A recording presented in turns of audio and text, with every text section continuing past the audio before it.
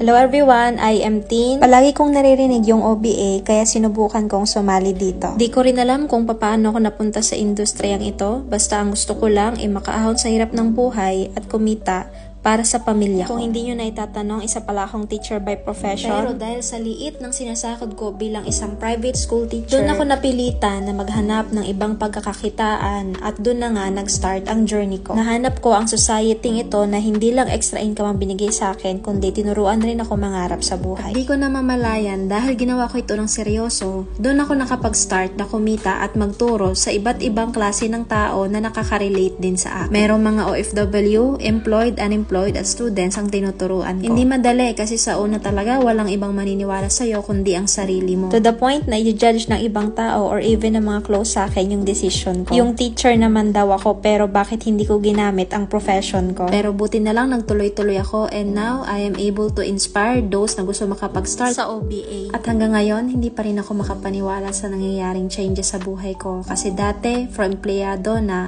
paycheck to paycheck lang nabubuhay, ngayon na-enjoy ko na ang life. Nakakapag-travel kung saan ko gusto dahil hindi na lang pang bayad sa bills ang kinikita ko. Kaya kung ano man yung hustle mo ngayon, be proud of it. As long as wala kang ginagawang masama at wala kang tinatapakang tao, galingan mo lang palagi. Always show up at di mo mamalayan. Unti-unti mo nang naabot yung dream